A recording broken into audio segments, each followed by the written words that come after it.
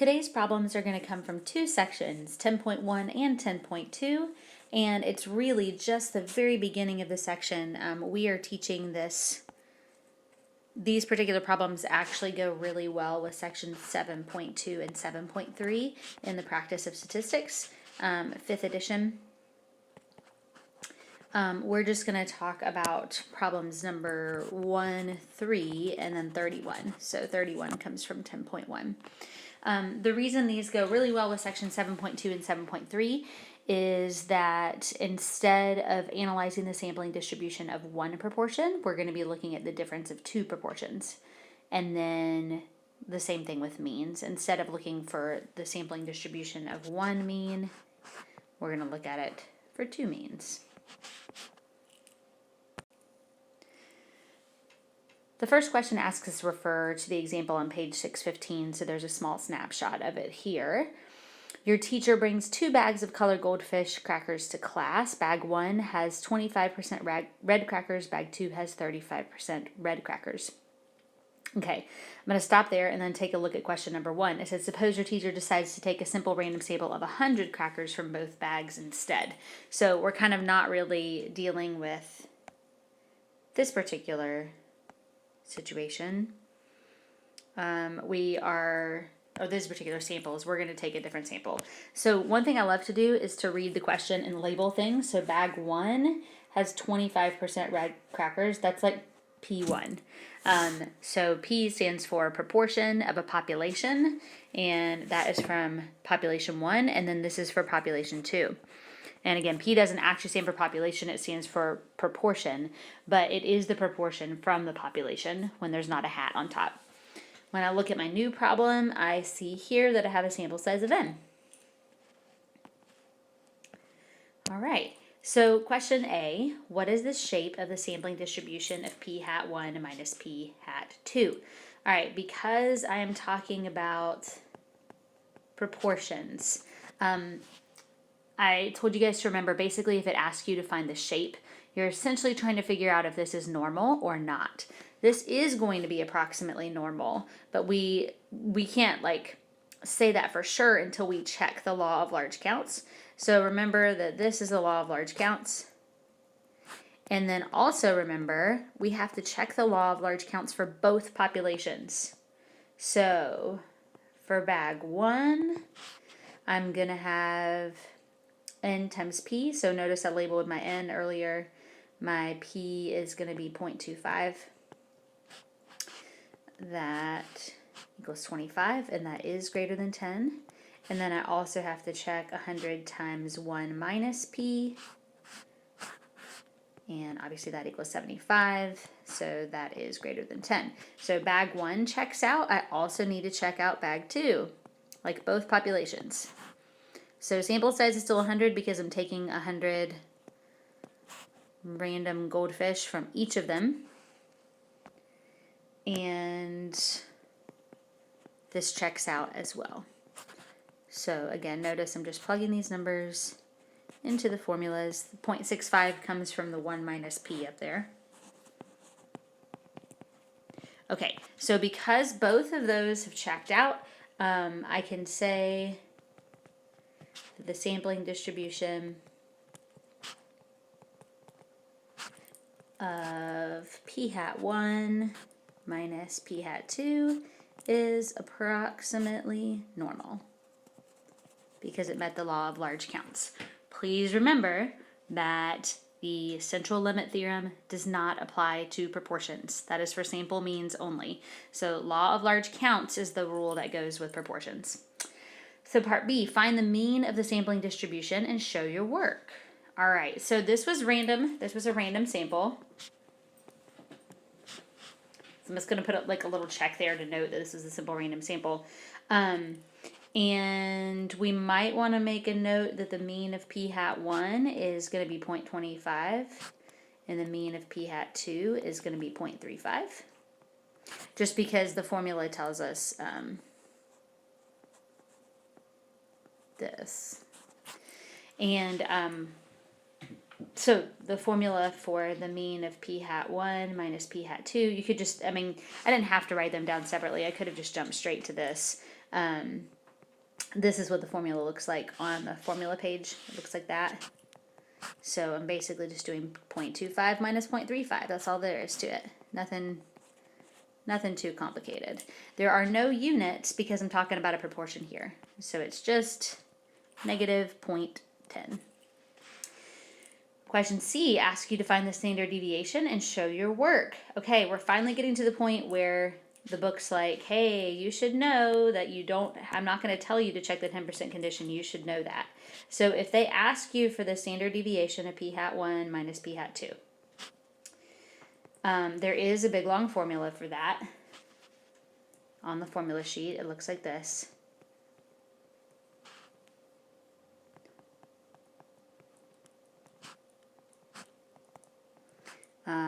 We kind of derived this in class already, but essentially what's happening is I'm adding the variances here and then taking the square root.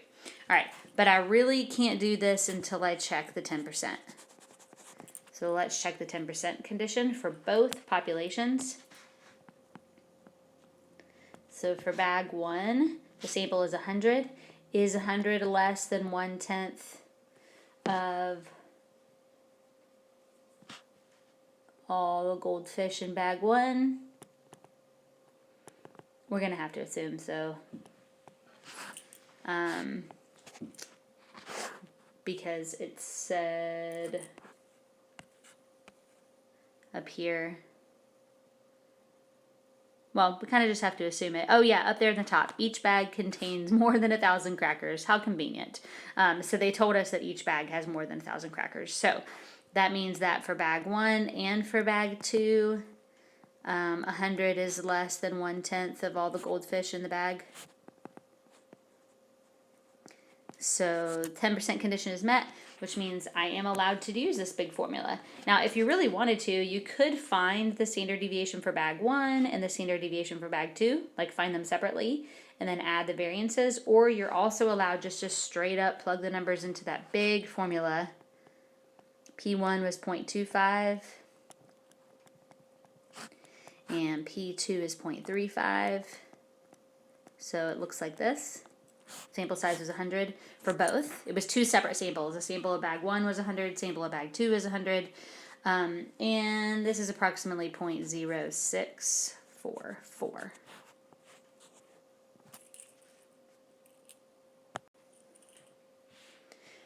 Question number 3 is kind of similar to question number 1, except now we're talking jelly beans. So there's a child mix and an adult mix of jelly beans. How interesting. So they claim that the child mix has 30% of red jelly beans. So I'm going to circle that and give that a P1 for the child. And they're saying the adult mix has 15% of red jelly beans. They got gypped of the reds for some reason. Assume the candy maker's claim is true. Suppose we take a simple random sample of 50 jelly beans from the child mix and then a separate simple random sample of 100 jelly beans from the adult mix. Okay, so instead of putting P1 and P2, when I read the problem a little bit farther, I'm seeing this notation here with a C and an A. So I'm going to put a little lowercase c a little subscript C and a subscript A for my proportions. This is interesting because in the last problem we took 100 from both, but this is 50 jelly beans is the sample size for the child bag, so I'm going to call that N subscript C, and then 100 is the sample size for the adult bag, so I'm going to call that N subscript A. What is the shape of the sampling distribution of P hat C minus P hat A? Well, I'm going to walk through exactly the same thing that I walked through in the last problem, so it's not really all that complicated. I need to check the law of large counts. You don't have to write the word law of large counts if you don't want to. You actually just can show your work, but you definitely have to show your work. So I'm going to say child here and plug in the numbers. So I have 50 times 0.30, which should give us 15. And that is greater than or equal to 10. And then I have 50 times 0.70. That is going to give me 35. And that is greater than or equal to 10.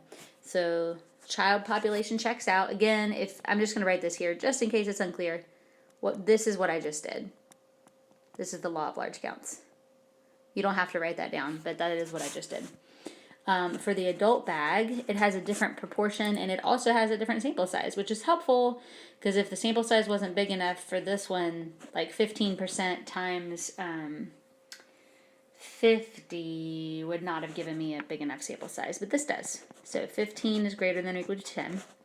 I had to take a bigger sample size from the adults to make this law work out. It does work, checks out. So my answer is that it's approximately normal. And by it, I'm referring to the question, the sampling distribution of p hat C minus p hat A. So all that is part A. Part B, surprise, surprise, find the mean and just find the mean and then show your work. So I did do a simple random sample from both. So that's good. The formula, if I plug in a C and an A there, is just PC minus P sub A, which is going to be 0.30 minus 0.15. So we should get 0.15. And I know that doesn't, like, this isn't hard work right here, but you would need to show that work to get credit. Part C, find the standard deviation. Okay, please, by this point, if you see standard deviation, I need your brain to be like, red flag, 10% condition, please check it. So I have to check the 10% condition for both. So I need to assume for the child jelly beans that 50 is less than 1/10 of all the jelly beans in a child bag. And that 100 is less than 10% of all the jelly beans in the adult bag. We're assuming that these are like big bags of candy. So since these are met, now I can use that giant formula. I will write it down again. And this time I'm going to substitute the 1 and the 2 for a C and an A, just so you can kind of see what that looks like. Let's ignore that. Part B. So it should be like PC, 1 minus PC over NC plus PA, 1 minus PA over NA. So again, I'm really just plugging things into formulas. I'm not having to do anything extra complicated. So the standard deviation of p hat C minus p hat A is going to be equal to the square root of 0.3 times 0.70 over 50, because we have to make sure that the sample size is the right one for that population. So the proportion of reds in the child bag was 30%. My sample size was 50. The proportion of reds in the adult bag was 15%, and the standard deviation, and the sample size was 100. Okay, so plug all that in, and I should get 0.0740.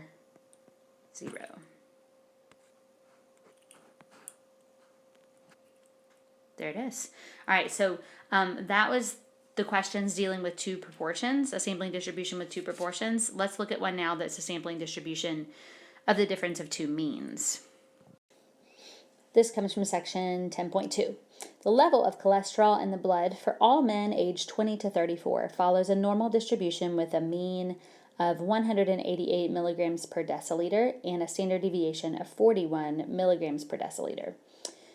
For 14-year-old boys, blood cholesterol levels follow a normal distribution with a mean of 170 milligrams per deciliter and a standard deviation of 30 milligrams per deciliter. Notice how the mean and the standard deviation have the same units. That is always going to be true. Suppose we select independent simple random samples of 25 men aged 20 to 34 and 36 boys aged 14, and calculate the sample mean cholesterol levels, X bar M and X bar sub B. All right, there's a lot of information in this problem, so I think it would be really helpful for us to label it with some variables. We have two different populations here. We have the men that are aged 20 to 34, and they tell us that this is their mean. So like, I'm going to say this is the mean of the men, so mu sub m. And then it has a standard deviation of this. So this is the standard deviation for men. So I'm going to put a little sub n to show that that's for men. And then it does say that it follows a normal distribution. I almost covered that up accidentally, but the population follows a normal distribution. That's important. For the 14-year-old boys, their mean is 170, so that's going to be mu boys. Standard deviation is 30, so that's standard deviation boys. They also mention that it follows a normal distribution. Still have some more numbers. I'll try to be consistent with my colors here. They're going to select a simple random sample of 25 men. So that's the sample size for the men. And then they're going to choose a sample size of 36 boys. So that is the sample size for the boys. What is the shape of the sampling distribution of X bar M minus X bar B and why? All right, we need to talk about this. Because, and this is a little recap, we are talking about means. There are two ways that a sampling distribution of means can be approximately normal. One way is that the population is normal. And another way is that it meets the CLT, which means that the sample size is greater than or equal to 30. All right, now notice, for the boys, the sample size actually is big enough, but for the men, it's not. However, that kind of doesn't matter for either of them because of the blue that I circled up here. They said that the population was normal. So I'm going to say that the sampling distribution of X bar M minus X bar B is approximately normal because both populations are approximately normal. There's not really any work for me to show, but I do actually need to make that statement because it did say why, so you need to explain why. You never should say that something is approximately normal and not justify yourself. Part B asks you to find the mean of the sampling distribution and show work. So again, just a note, this was a simple random sample for both. So that means that I can use this lovely formula. And again, you're free to look at your formula sheet. It has this on it. All I have done is replace the 1 and the 2 with an M and a B. So this is actually just 188 minus 170. That's all it is. Now there are units involved because it was milligrams per deciliter for both of them. So I still get milligrams per deciliter there. Not too complicated. Just plug it in. For part C, it asks us to find the standard deviation and show our work. 10%. Please remember, y'all. Even if it's a mean, you have to check the 10% condition. So the 10% condition goes for both proportions and means. Always, if you want to use the standard deviation formula, you need to check the 10% condition.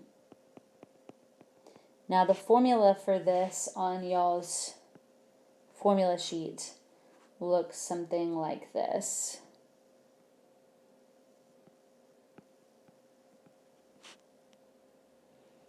It does just come from taking the standard deviation and squaring it, and so like adding the variances again. You don't have to memorize this formula. I'd encourage you just to look at your sheet. But let's check the 10% condition.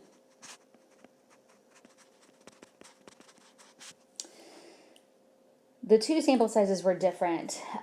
There was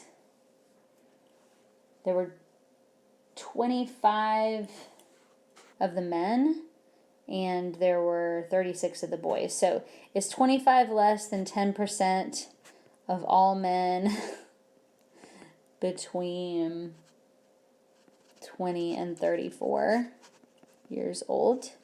Yeah.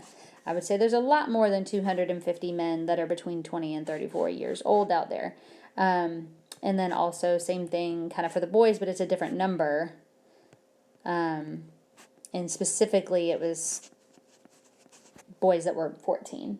So, yes, this is met. That means I can plug the numbers into this lovely formula. And I'm going to get this.